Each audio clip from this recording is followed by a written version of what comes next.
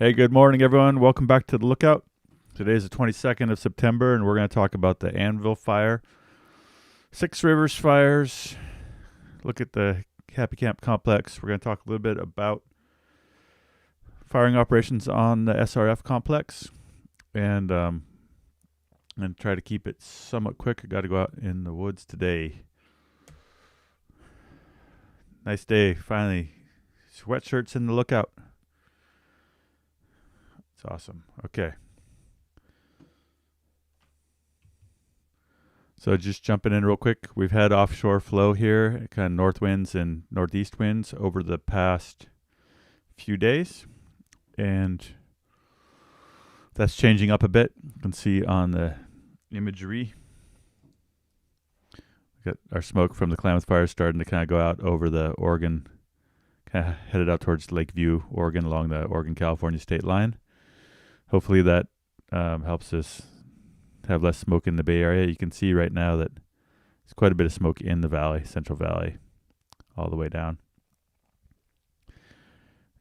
And at this moment, you can see also still a little bit of a northeasterly flow on the Anvil Fire. That's supposed to change. We're looking at a forecast of the winds shifting today from being out of the northeast to kind of being more of the southwest. We had a low pressure system that went through yesterday, and this is yesterday's image, and that low is moving farther out to the east, and as it does, we're getting a shift now from the influence we had from that yesterday with still driving a northeast wind to, you can see it's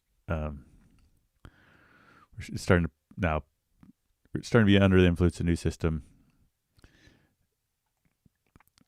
Then we're looking at forecasts by Sunday of some pretty strong rain. So as that system moves in, it's going to clear out a lot of the smoke, and we're going to have a lot more of a southwest flow. Southwest flow is good for most portions of the Anvil Fire.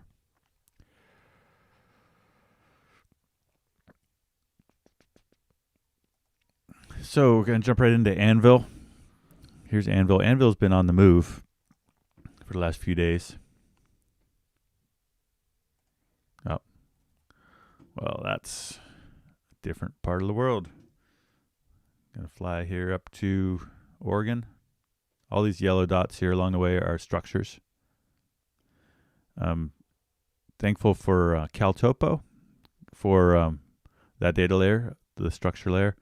If you haven't used CalTopo, caltopo.com, it's a great website. It's free, kind of online map making tools. And they also have a lot of data on there. So it turns out you can load CalTopo data into Google Earth. So I've been using CalTopo for a long time. We use it on fires to make kind of down and dirty topo maps.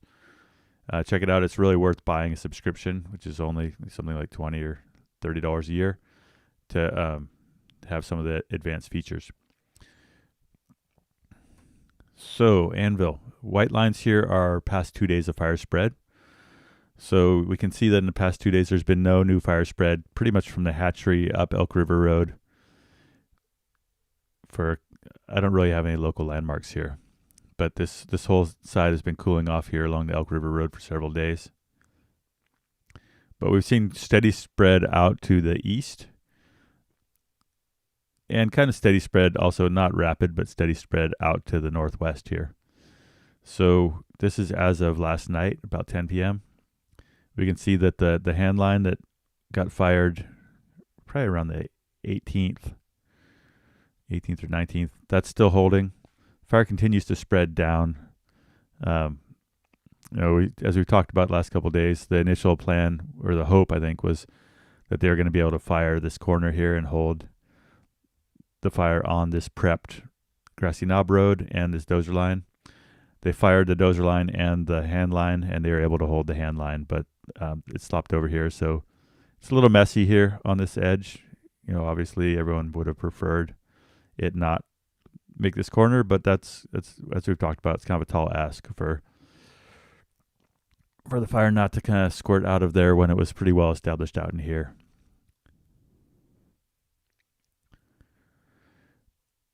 So what I'm thinking is probably going to happen here is, as far as moving slowly, the winds are favorable here, and I'm thinking that the rain is probably going to crush this fire pretty well.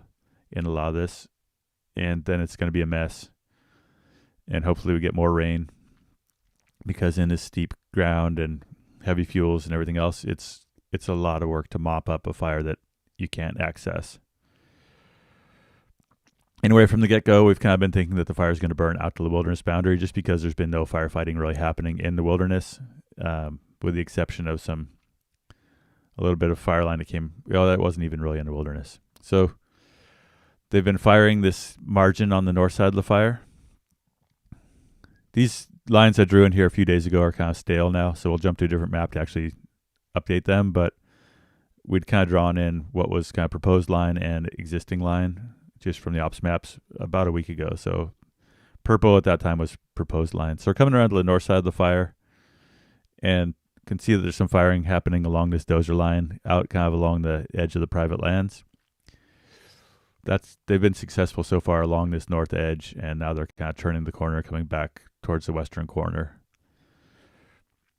So they kind of have a little bit, with the wind turning to the southwest, they're in a little bit of a bind here, just in that it would be nice if they were farther along with their firing here, because as this fire has potential with the southwest winds aligned and the slope to make runs up at this line, a little bit behind the curve as far as it would be nice to have this fired by now as a buffer before this fire gets here.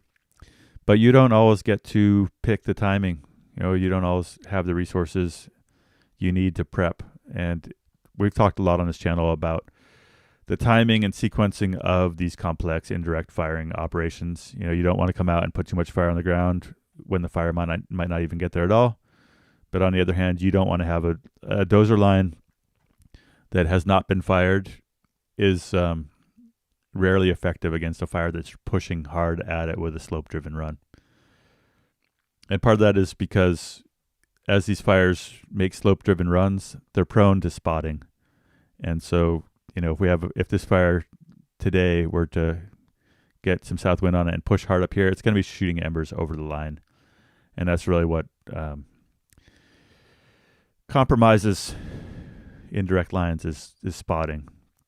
Anyway, it's always interesting, I think, to look at the infrared and see the progression of firing operations. It's usually pretty obvious. Over here on this corner, the ops maps are showing some hand line out this ridge that's kind of kept pace and likely being fired to keep out ahead of this finger fire. So we're on the northwest corner of the fire. Yesterday, this is kind of 24 hours of spread, so we had a pretty significant run on this fire down this canyon. And so the challenge, one of the tactical challenges right now is to probably, I don't know what they're thinking out here, but the challenge here is to keep firing out ahead of this and keep pace with it, especially if the southwest wind does kind of help that run. That it is on the backside of a ridge, so here we're looking like we're a southwest wind. It's a bit sheltered there, but we'll be, this is definitely kind of one of those untidy parts of the fire that we'll be keeping an eye on. Looking back around now to the west, really no containment planned anywhere near the eastern edge of this fire, which we've been talking about for a while. It goes into another wilderness area here and into an area with not many roads. The other thing that's showing up on the IR today, and actually there was some drone flights. They've got a high altitude large drone that's flying this fire now to try to get, because the aerial infrared is being flown fairly early in the night. They've got a higher elevation drone being operated on this fire now that's operating early in the morning to be able to give fresh intel to the crews closer to their 6 a.m. briefing. So last night's IR picked up a spot across the Elk River and Elk River Road, and that was pretty active. Looked like on the drone imagery. We're looking kind of south over it. Interesting, you see all these young stands here. But down in the riparian corridor, I don't envy the folks that are having to try to fight fire in these riparian corridors or waiting for the fire to get to them. Just in that there's a ton of, it's thick stuff in these river corridors, and sometimes it's really deceiving that you'll be down in a river corridor and it's shady and moist and there's alder and everything, and it's easy to not realize that kind of right outside that riparian influence, you've got kind of heavy fuels in the timber that are at their kind of seasonal peak dryness. And we've seen things like on the 30 Mile Fire, we had crews that were deployed in a riparian corridor, and it was cool and moist and sheltered, and it kind of camouflaged the fact that upslope of them was critically dry, and then there was a blow up and firefighters lost their lives. Anyway, riparian firefighting is no joke. Lots of vegetation.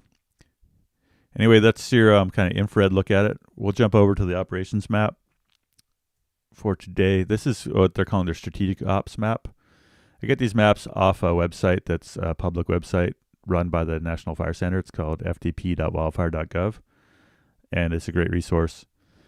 It's where the teams post the maps to share with other agencies and for the public. So looking at the map, we came around. This is the hatchery. We saw the hand line that's been fired here. This is what they're calling the strategic ops map. So these red lines show evacuation zones, and then the blue lines here are kind of their indirect lines.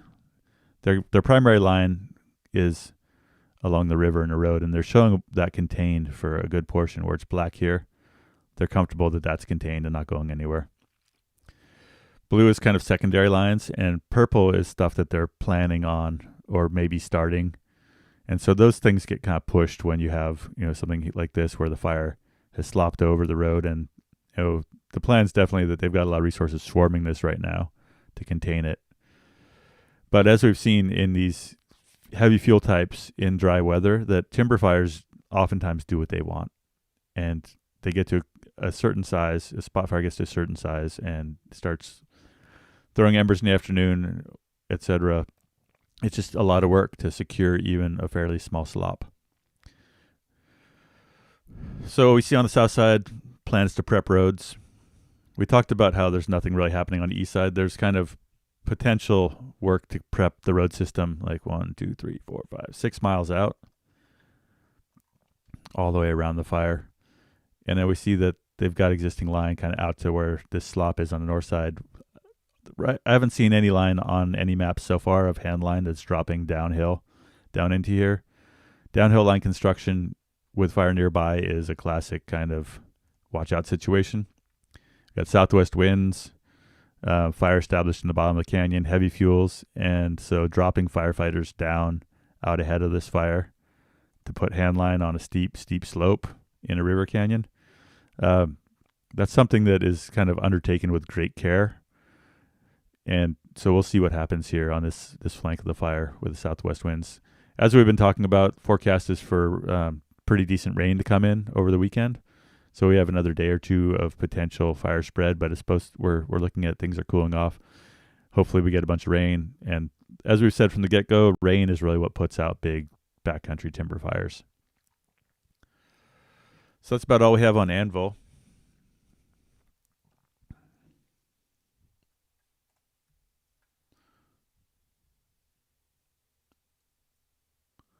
We're going to jump down to Smith River Complex.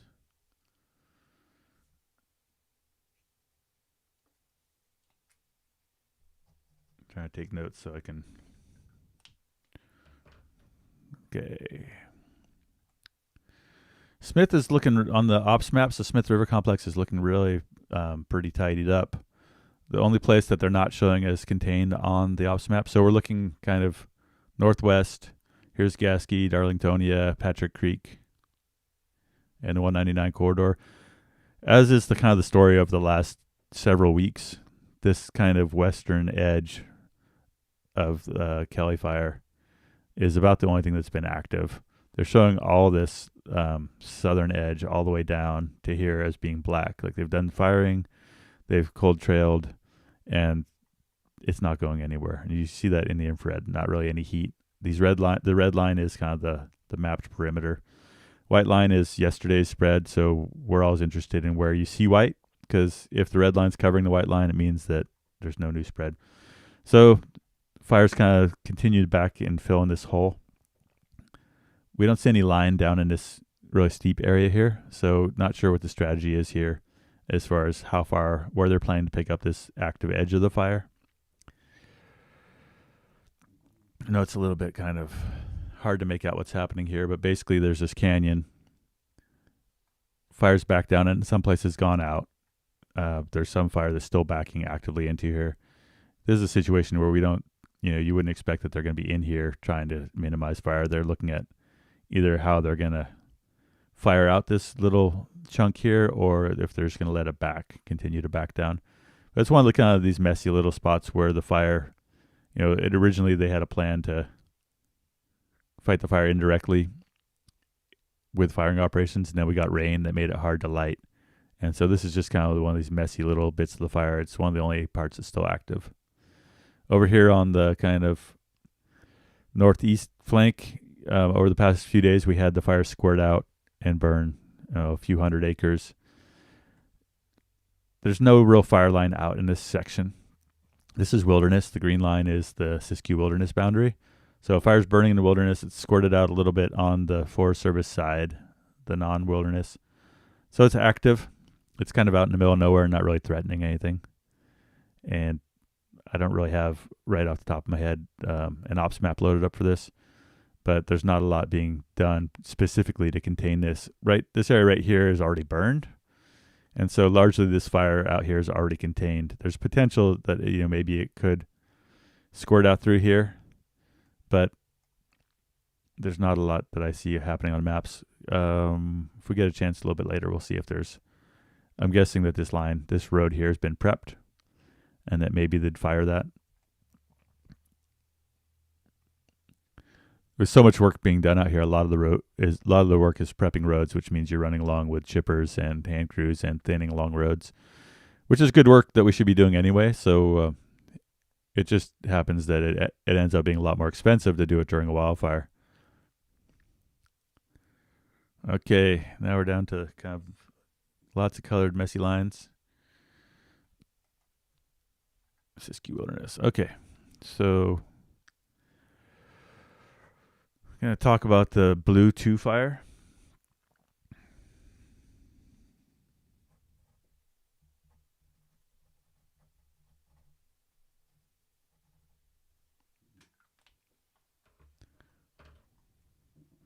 This Blue 2 has been one of the culprits, sending all this smoke out to everyone. I've got this kind of funky blue line on here that is from the 17th. We had a gap in our infrared where we didn't get any infrared for a couple days. But these contours show the spread of the fire over about the past 5 days. 17th, 19th, 20th, now the end of the 21st. So we can see there's been quite a lot of spread on this side of the fire. Some of this fire is burning in land that was burned in 2008. And this fire, being in the wilderness, didn't get a lot of attention early on. So everything in these lines here is burned. The pink this is all largely out. But it's been active on the kind of the western edge. It's burned out of the wilderness. The only firefighting that really happened on this, being that it was in the wilderness early on, was they did prep the GO road, the Gasky Orleans road, and that didn't really stop it. All these fires now we're going to talk about on the Six Rivers. A month ago when we had all these starts, they were kind of low priority because they were far away from everything, and they had some problems getting enough resources. There were higher priority fires. So kind of from the get-go, they had an indirect fire strategy. And what they decided at that time was they were going to connect the dots and put fire on the ground on the ridges, because they started seeing that putting fire on the ground and backing it down the hill was pretty controllable. And so we've been talking about that over the course of the whole fire. What's happening in the last couple of days is they're really going for it on pulling out their firing along the ridges. So the Bluff now is connected all the way up to the Blue 2 along this ridge system. And they've also been using drones to light along these strategic ridges. Whole idea here is maximizing the amount of good fire on the ground while boxing in these fires. So if we do get a kind of extended drying period and rain event, that will have kind of a containment perimeter. So if this fire were to get strong north winds, the Blue 2, now they've kind of got a containment or a segmentation of the landscape. What's been interesting to us, and we've talked about each day, is that a lot of this firing that they're doing has kind of just gone out without them continuing to add fuel. Anyway, it's kind of the same thing that's been going on. We see them starting to kind of at high spots apply fire with drones. So what I think is interesting about this aerial ignition is someone asked, what are these lines running through the forest? Those are just where the air photo flights overlap. So they fly a flight with an airplane at like 20,000 feet. They stitch all the photos together to make a flight line, is what we call it. Then they turn around and come back and fly another flight line. And because the sun angle kind of changes across the scene, you get what looks like this corduroy striping, but it's not actually, the landscape doesn't really look like that. It's just an artifact of how it was mapped. When you zoom out far enough, it jumps to a satellite image that doesn't have that striping, just because it was all captured at once. But yeah, it makes for kind of whack looking stuff. So I think what's interesting about the drone firing is just that people are getting really good at putting fire on the landscape. And I want to see us do this more and more during prescribed fire season. But also, what is prescribed fire season? Prescribed fire season on these fires started in August because we were getting good effects. And so I think we need to open up our definition of what we think prescribed fire season is. Prescribed fire season could be any time of the year that you've got conditions that are conducive to getting good fire effects and keeping it under control. And that's the tough part is, you can put a bunch of fire on ground in August, and in a dry year, if you get big winds in September, it might be a horrific disaster. But what we're seeing this year is we have to kind of recalibrate our understanding of how fire behaves, given that we had a really wet spring and cool summer. Anyway, there's a lot of fire on the ground there. The landscape's going to look a lot different after this season's over. What we did look at yesterday was just these satellite images that show you kind of what we call the burn mosaic, and that a lot of this burning within these areas is either burning hot in the brush and under burning the timber, or barely burning in the timber. So we're going to wrap up here with, we're not really talking that much about the Happy Camp complex, because it's just really not, there's no new real growth or drama happening on Klamath. Where the drama is here, though, is on Perch. My buddy Will Harling wrote a big post yesterday on the Salmon River Orleans Complexities Facebook page. If you're interested in kind of the nuts and bolts of firefighting and how communities interact with firefighting out in the sticks, the Salmon River and Orleans Complexities Facebook page is a great resource, and recommend following that if you're a Facebooker, just to kind of read what some really knowledgeable locals have to say. You get kind of a critical perspective on the firefighting from people that have spent their whole lives learning about how fire works in this landscape.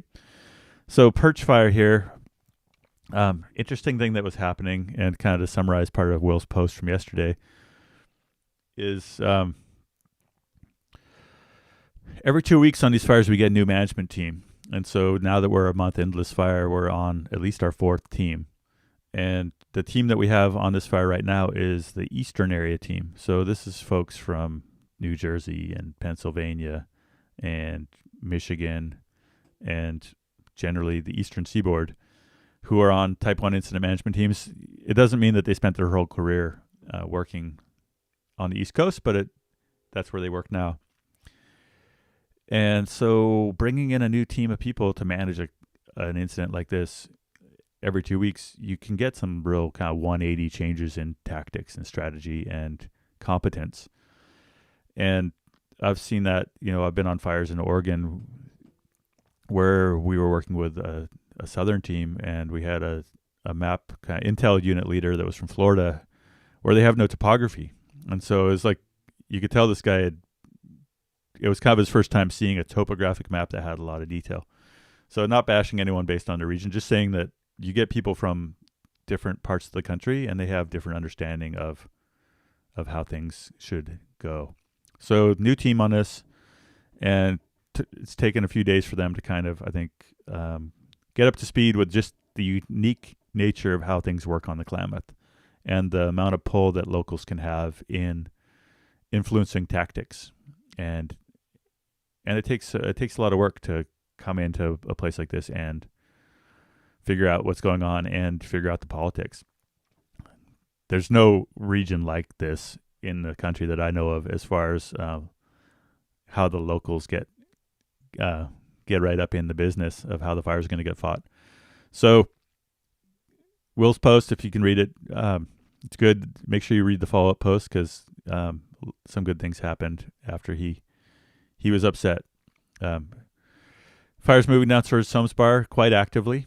My friend Asia Conrad in Soames is posting beautiful photos, pretty much from her back porch, it looks like, of this coming down. Folks here are used to a lot of fire, but still there's definitely anxiety about this steady march to the fire and the unpredictability of it. So anyway, coming around to Butler Flat here, north side of the fire. The crux of Will's post was basically the fire was up here on the 17th, 19th, 20th. And yesterday it made a pretty good run and squirted out kind of down towards where he lives, down here, Butler Flat. And I think Will's critique basically was that the previous team was talking about slowly bringing the fire with drones down here. And that didn't happen for a night or two. And the fire really kind of squirted down into a more threatening position. And so Will's frustration, I think, was just that there's kind of a lack of continuity at that team transition with strategy, and then that ended up kind of temporarily increasing the threat. So what Will reported last night is that Santa Barbara hand crew and Firestorm crew got in here, and they did bring the fire down. So what you see here with the fire licking now, right, Will's house is like right down here, is that they were able to, through firing yesterday, bring the fire down the hill, and now this is tied into trails and roads and other lines, and the threat to Butler has been greatly diminished. So, like I said, it's pretty complicated coming to fight fire in this country and trying to keep everyone happy and to adapt to, there's some kind of new tactics happening on these fires that they're a reach for some folks. There's a lot going on the SRF, but so far good outcomes. We'll keep our fingers crossed that we get some moisture now and that this kind of slows down, that it won't cross the Salmon River, etc. Still a lot of fire in the landscape, but it's interesting here that we have these things that play out. Oh man, didn't have the map on. Sorry.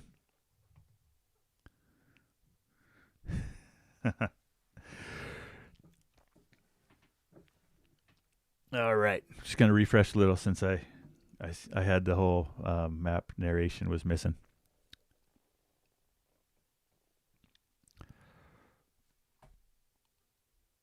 And then I got a boogie. Okay, we're talking about here Butler Flat. Butler. They brought the fire down here. They were, the 4-day spread, blue line. Locals were a little unhappy because the fire, as it was backing down here, they were hoping that it could get steered a little bit more through this section. It didn't. It squirted out right above the hill with high severity fire. Torched a bunch of trees, killed a bunch of trees. But what's happened in the last 24 hours is hand crews got in here yesterday afternoon, brought fire down, tied it into these roads, and now this is fairly secured here right above the little settlement of Butler Flat. Thanks, Red Ryan, for pointing out that my map was off. Anyway, talked about Soames and the fire moving down towards Soames. There it is, Soames Bar. Fire's moving down the hill. All right, I got a boogie. Thanks for everyone for watching. Good luck to everyone out there. Stay safe if you're a firefighter, and support good fire. Thank you.